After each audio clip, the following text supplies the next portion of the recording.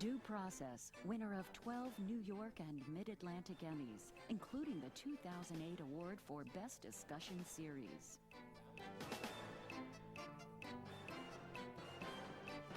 I was charged with CDS.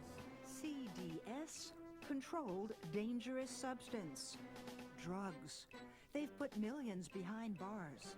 In under 40 years, we've quadrupled the prison population. 1 in 100 American adults now imprisoned. Drugs and the Crisis on the Cellblock, part 1 of our Due Process special. Up next. Major funding for Due Process provided by the New Jersey State Bar Foundation, committed to educating the public about the law, and by the Fund for New Jersey, supporting informed citizens for an effective democracy.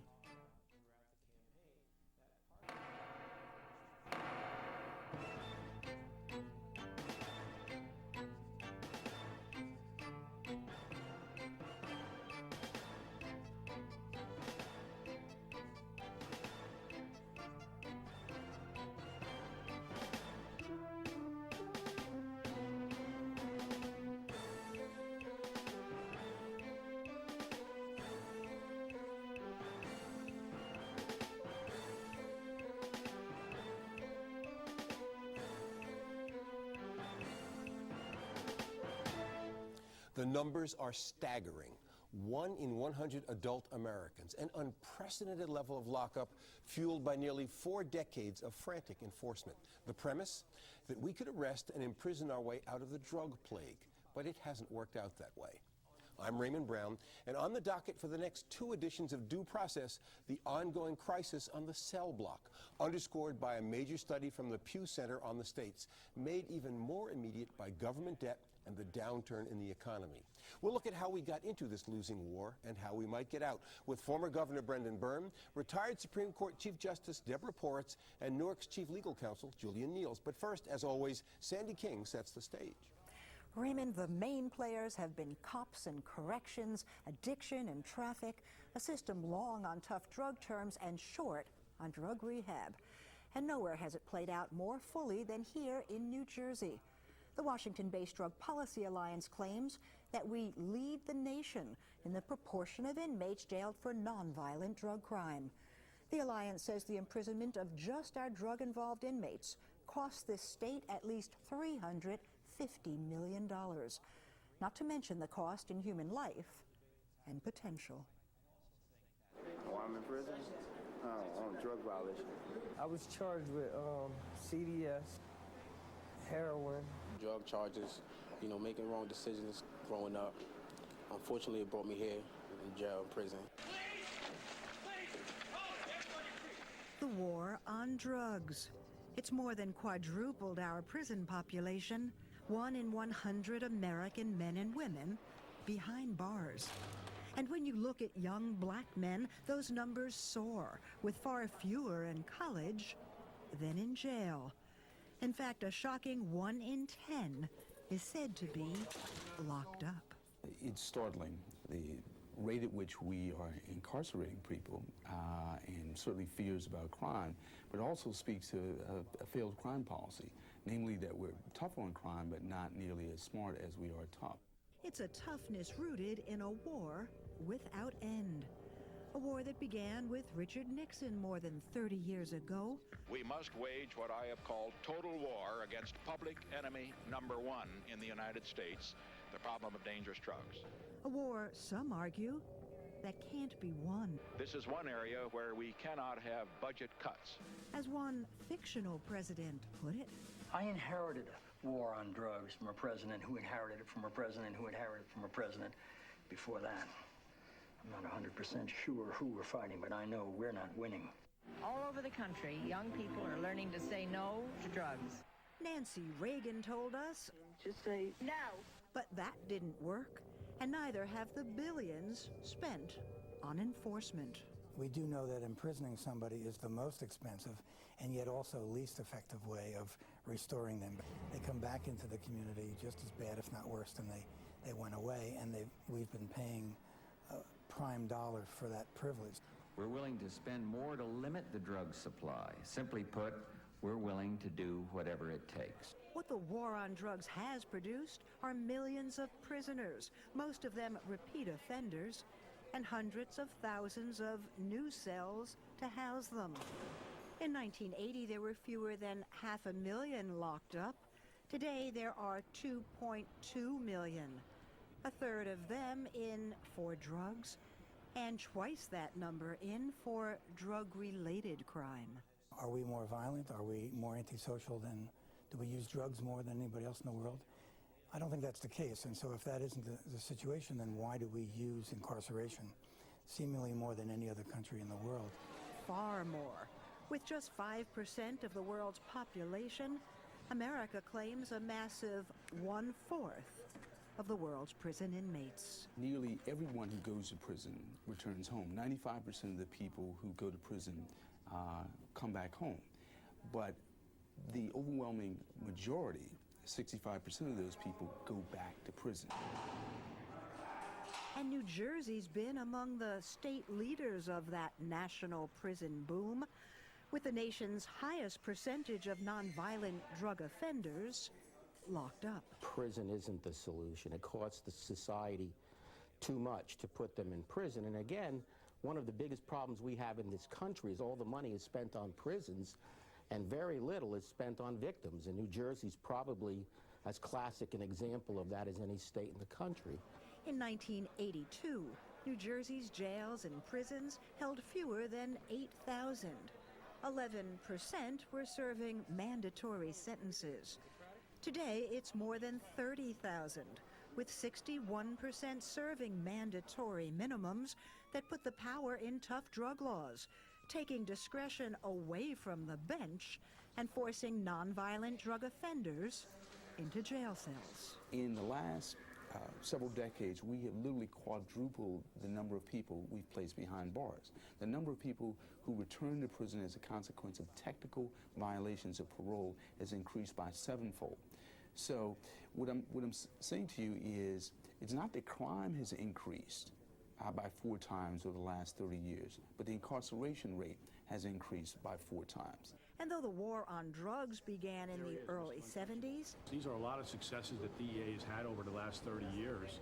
Here in New Jersey, it really took hold in 1986 with the Comprehensive Drug Reform Act and its mandatory minimums. We're using laws like the 3 strikes you're out and the school drug zone laws that essentially just sweep poor people of color off the streets and place them into lockups where they don't really get any rehabilitation. And even with billions being spent on corrections, what they did was they built with the foresight to see what the future would bring as far as our population. So they built with the room to expand. Not many of those New Jersey lockups look like the model Morris County Jail.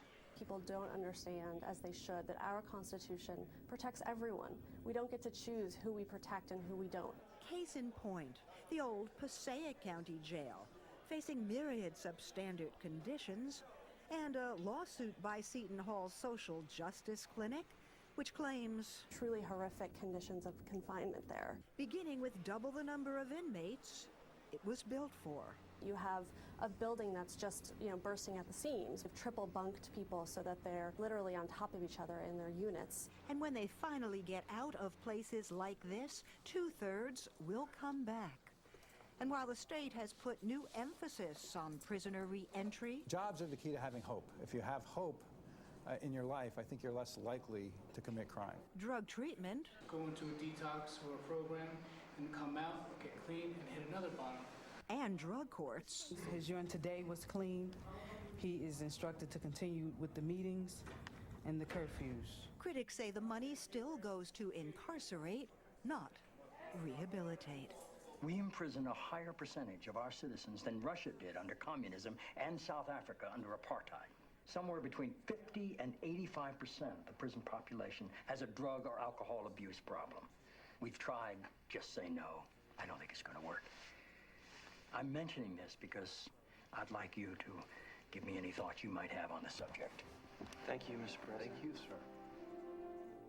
Well, you can learn a lot from reruns of The West Wing, where art so successfully imitated public life and was sometimes far ahead of public policy.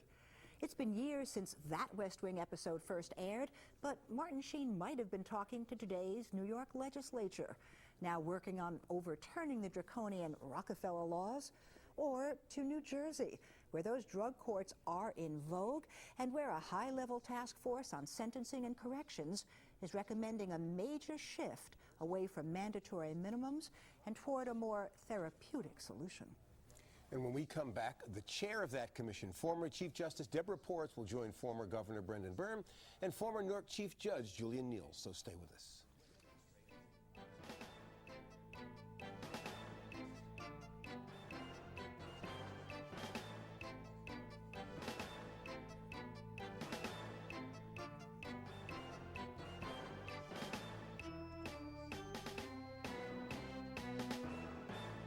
One in 100 Americans are incarcerated? That's an outstanding figure. It's tragic. It's also a reality check. I think we jail too many people. A lot of times it's drug offenses and they use jail instead of treatment. They do the crime, they do the time. It's a social problem that we have to address. I'm glad they're incarcerated, but it's pretty scary that we have to have that high of a rate. I think it's a waste of time and money. I think that there's a lot better ways to deal with people who are on the wrong side of law as far as drug issues. 1 in 100, that's not good. I wonder how we compare with other countries. Well, we don't compare well.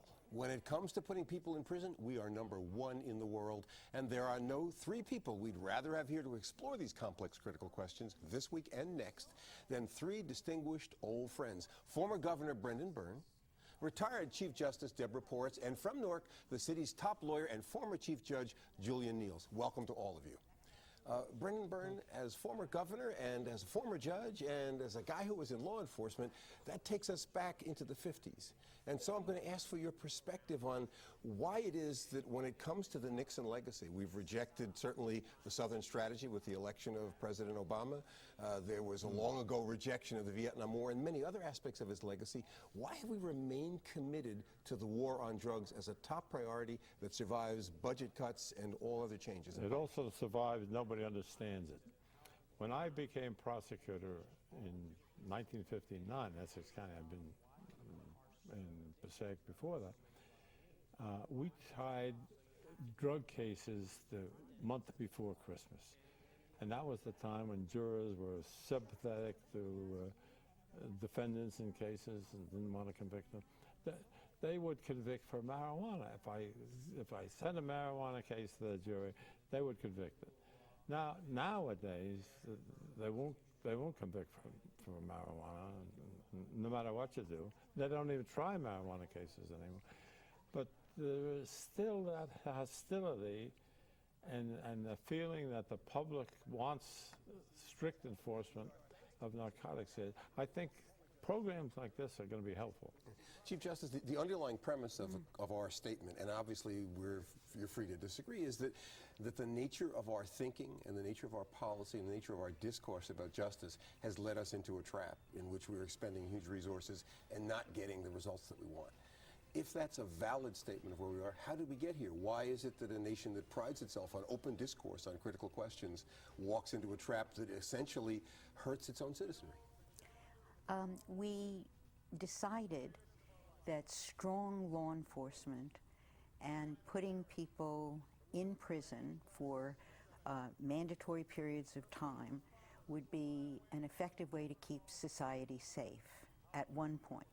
I think it became very, very difficult for politicians to say otherwise, to say we shouldn't have strict sentencing, we should not be putting people in jail who have drug problems and not treating them. My own sense of it is that there's been a fair amount of work going on and that we are at this point ready to move on and look at other more effective ways of dealing with the criminal population, low-level drug offenses particularly. I'm going to come back and ask you about the process of re-examination that we would have thought would have happened, and maybe even about the Pew study that came out last spring, a year ago, which didn't get much attention, we don't think. But let me ask Judge Niels a question. Judge, it's fairly apparent that one of the the facts that creates a real moral dilemma is that the war on drugs has led to an exponential increase in incarceration of the poor and of African Americans. And African Americans, who are now 13% of the population nationwide, are up to 50% of its incarcerated inmates. Much of that is the result of drug-based prosecutions. Why has that almost unassailable moral question not led us to begin rethinking the problem of the war on drugs? Well, I think you touch on a very poignant and specific issue, is that it's a policy decision that kind of put us in the situation that we're in now. So we need to re-examine the policy issues to decide where we want to end up. The statistics bear it out that we see the problem is plain, the jails are overcrowded, and there's disproportionate impact that current policy has had. So what we really have to do is focus on how we want to redirect the policy and crystallize what it is that we want to accomplish in the future in terms of having a more productive society and realigning those forces that went into such a success rate, I should say, from incarcerating so many individuals. Now, this is, by the way, an easy issue to demagogue. If I were running for assembly this year, I would not be in favor of repealing drugs laws because I get killed. You can't have enough time to discuss to the public because you're dealing with bumper stickers. But on the other hand, it sounds as though a former governor of the state is opposed to democracy. Because it seems to me that at bottom, the question is how the people's representatives are in a box and can't effectively talk about a deep and troubling problem in an honest way. How do we get into that box? Because otherwise, democracy is frozen. To some extent, I think we got into that box through what I'll call the law of unintended consequences. I think, for example, that the school zone law that put in place higher penalties and mandatory penalties for drug use within the school zone had the laudatory purpose of keeping drugs away from school children. If you look at a map of Newark or you look at a map of Camden, you see that almost all of Newark is in a school zone. Most of Camden is in a school zone. That is not true in rural areas or suburban areas or other areas. The law of unintended consequences led us to have larger numbers of minorities in prison under the school zone law because of the urban effect. And you led a task force that addressed that problem after many years of complaint, and what was the result? What was your recommendation and what happened? Well, there's a recommendation for changing the school zone law that was made by the Sentencing Commission that my task force endorsed. That would shrink it from 1,000 to 200. Well, but there's another version now that would have the same effect that may be moving, I hope, through the legislature, that changes its focus slightly but would accomplish the same thing and gives more discretion in sentencing to the judge. And most of the people who are arrested in the school zone are arrested when school is not in session. Right. And the focus. Absolutely correct. Go ahead. Just what the Chief Justice pointed out with regard to the focus of the laws. And to the governor's point, I would agree that I don't think that the answer is necessarily to repeal the drug laws, but I think that we have to reshift the focus based on what it is we want to accomplish through the enforcement of those drug laws. For example, we know that the current situation is not turning out to be a successful one where we have overcrowded prisons and with the rate of recidivism that we have. So we need to really focus on what do we want to accomplish through the laws that we're going to put through, whether that's going to be rehabilitation or some other goal. Let me use one of the other yardsticks I use for examining how far this has taken us. That essentially the use of mandatory minimums and also a more restricted sentencing scheme with respect to drug violations means that essentially we're saying we don't trust judges to look carefully at each individual circumstance and sentence offenders. Now, that's part of a broader offense-based theory that's taken over, but it also seems to me that the debate has gone so far as to say we really can't trust individual judges to make wise decisions about the most important issue, which is the in or out judgment. Unfortunately, I don't think it goes even that far. What happens is every time there's a a crime problem, the legislators want to increase the penalties because that's as far as they want to think. So you think it's because it sounds tough. Justice Ports, does it trouble you that implicit in this is a lack of confidence that individual judges sitting with some sentencing parameters built into the statutory scheme still can't be trusted to make these very complex decisions that may involve medical concerns, social policy concerns, and basic retributive justice? That's what judges do, make these decisions. There has always been tension in our system, in the system of law in this country, between judges making individual decisions and the concept of justice that's fair and administered equally over a broad swath under a certain statute, let's say. So for example, you don't want judges just deciding willy-nilly in each case. That's why we have precedent, that's why we have guidelines and so forth. I do believe very strongly, however, that we should be asking our judges to be making these decisions in individual cases with adequate and appropriate guidelines, and that only the judge in the courtroom setting can apply those guidelines to an individual case. He has the defendant before him. She has the defendant before her, and she can see what's going on, and she can make the best decision. Judge Niels, let me ask you this. In a place like Newark, and I shouldn't say a place like Newark, in our cities, which tend to have higher minority populations of blacks and Latinos, are enforcement realities different? And does what happens in a place like Newark or Essex County drive the racial composition of the prison population in a direction that disadvantages the black community as a whole? Enforcement realities are very different, especially in a city like Newark.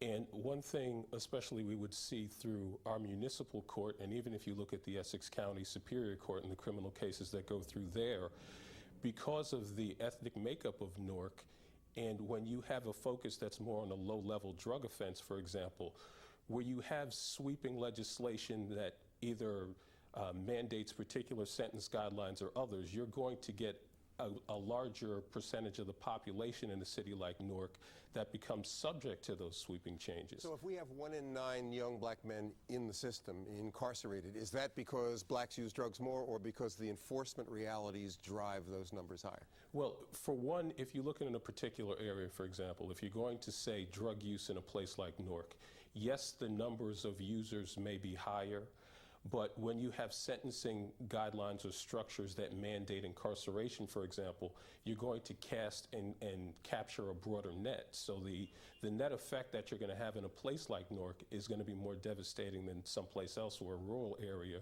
where as to the Chief Justice's example with regard to the school zones.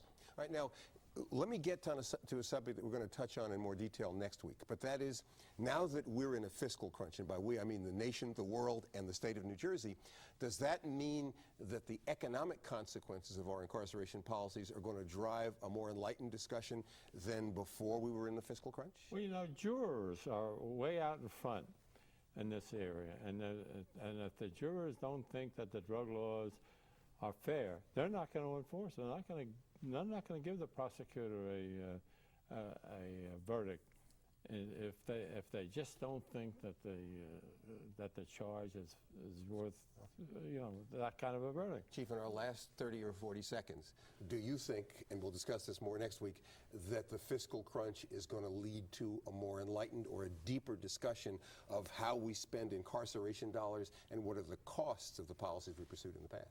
I do. The Pew report looked at incarceration in this country, throughout the country, and it compared increased spending on prisons and incarceration generally with education spending. And what it showed us was that we have been spending huge amounts of money, more and more each year, on corrections, and not anywhere near as much as you might expect or want on education. Okay, well, we're going to pick up on that next week as we discuss this issue further. That's it for part one of this two-program special, but we'll be back next week with much more on the prison drug crisis with Governor Byrne, Judge Niels, and Chief Justice Poritz. Before we close today, some very good news for due process. 2 new New York Emmy nominations, including one to Sandy King for Outstanding Individual Achievement in Reporting. For Sandy, for all of us here, I'm Raymond Brown. Thanks for watching.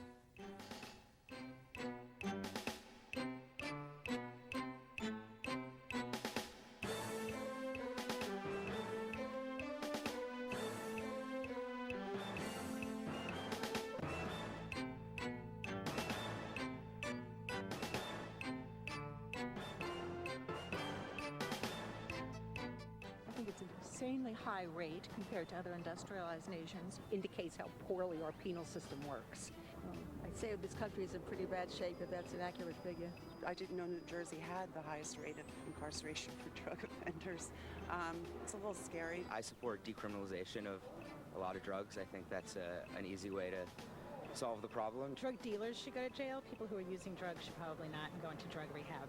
Probably incarceration is only going to make it worse, because you're not treating the addiction. You know, there are some people who are repeat offenders, and if you don't keep them in jail, they'll do damage to another place or person. If you play, you have to pay. I mean, but it seems like some of the laws are so uneven. When the crime is not that egregious, if we were to do more treatment, I think that's the prevention for law enforcement and for society.